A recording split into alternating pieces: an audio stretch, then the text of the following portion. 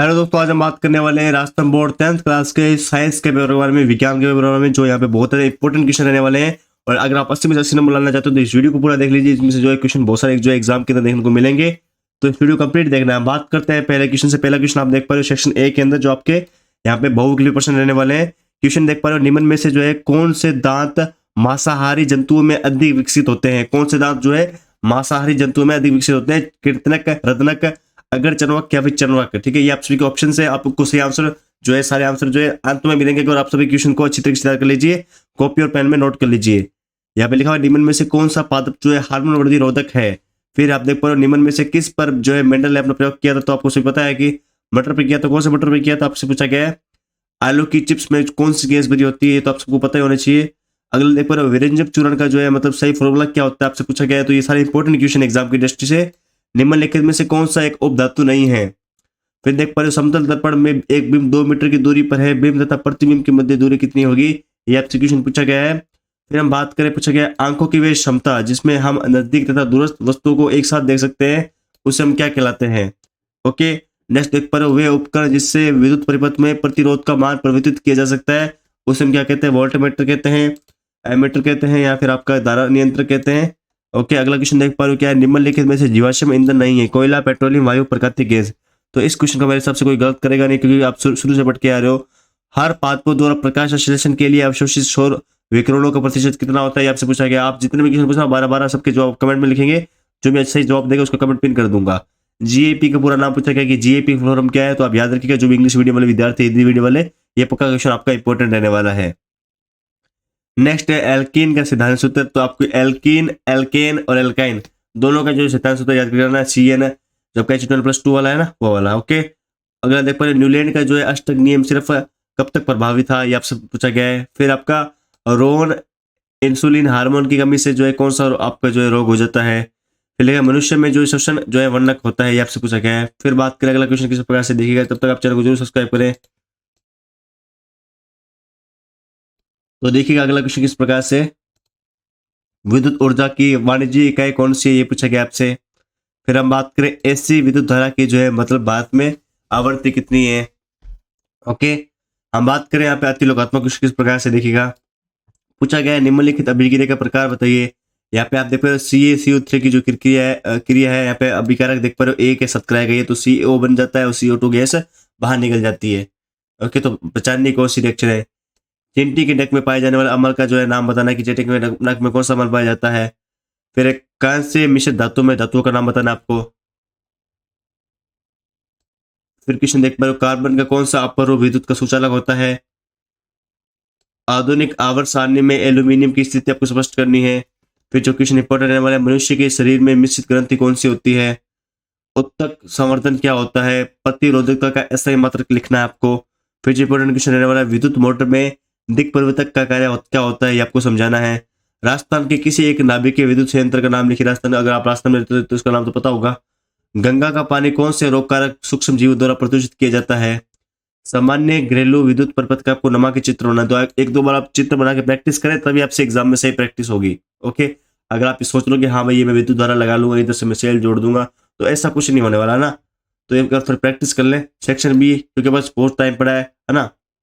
लघुतात्मक question की बात करें, जो बड़े क्वेश्चन है ये भी छोटे आने वाले, ऐसा नहीं कि बड़े आएंगे। जैसे क्वेश्चन क्या है देखिए, सिल्वर के शोधन प्रक्रिया में जो है कॉपर धातु का प्रयुक्त करके सिल्वर नाइट्रेट से सिल्वर प्राप्त करते हैं। इस प्रक्रिया के लिए रासायनिक समीकरण आपको लिखनी है। समीकरण आपको लिखनी है और जो भी समीकरण लिखे संतुलित जरूर करना है उसको।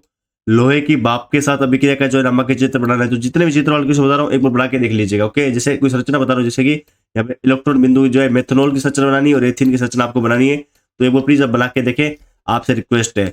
मेंडलीफ आवर्त सारणी का नियम आपको लिखना है। ये इंपॉर्टेंट क्वेश्चन है। प्रकाश संश्लेषण क्या है, इसका रासायनिक समीकरण लिखना है। ओके, समीकरण आने वाली है। पुनरुद्भवन क्या है, प्लेनेरियम में पुनरुद्भवन की प्रक्रिया को समझाइए। और फिर चित्र आ चुका है मानव मादा प्रजनन तंत्र। तो इसको अच्छी तरीके से याद कीजिएगा। मादा प्रजनन तंत्र को अच्छी तरीके से चित्र बना के देख लीजिएगा। ठीक है, ह्यूमन फीमेल रिप्रोडक्टिव सिस्टम। अगला क्वेश्चन देख पा रहे हो, समतल दर्पण से बनने वाले प्रतिबिंब की दो कोई दो विशेषता लिखने की। भाई सब क्या विशेषताएं होती है, पॉइंट वाइज लिखनी है ना। एक कूलाम आवेश में प्रभावित होने वाले इलेक्ट्रॉन की संख्या क्या होगी, ये आपका जो है न्यूमेरिकल क्वेश्चन आ चुका है हल करने वाला। किसी क्षेत्र में चुंबकीय क्षेत्र समान होता है, चित्र द्वारा समझाइएगा। अगला दक्षिण हस्त अंगुष्ठ का नियम लिखिए, यानी कि दो आपका थंब रूल है वो वाला। तो बहुत इंपॉर्टेंट है, याद रखिएगा क्वेश्चन। आपके सामने एक चित्र दिया हुआ है, ए और बी बिंदु के मध्य आपको तुल्य प्रतिरोध निकालना है। जो आपका ए बिंदु है यहाँ पे 2 ओम धारा जा रही है, यहाँ पे 6 ओम, यहाँ पे भी 6 ओम, ठीक है, दोनों लिखा है प्रतिरोध 4 वोल्ट की जो है यहाँ पे बची गई है। तो इसमें आपको निकालना है कितना, जो यहाँ पे फॉर्मूला आपको लगाना है। क्या फॉर्मूला होता है, आई बराबर, हाँ, जवाहरी ऊर्जा से आप क्या समझते हैं ये आपसे पूछा गया है। फिर आपका सेक्शन सी की बात करें, इसमें आपके दीर्घ उत्तर है, जैसे कि क्या लिखा हुआ है, एक्स वाई और जेड ज्ञात करना है। तो एक्स कहाँ लिखा हुआ है, एक्स ये लिखा हुआ है, एक्स यहाँ पे ज्ञात करना है, यहाँ कोस तब आएगा, ठीक है। तो यहाँ पे आप देख पा रहे हो जेड एन जो है अलग हो जाएगा, तो क्या जेड एन एस आ जाएगा ना यहाँ पे, तो क्योंकि सी अलग हो चुका है। इसमें बात करें सी है तो H2 हो गया, ठीक है।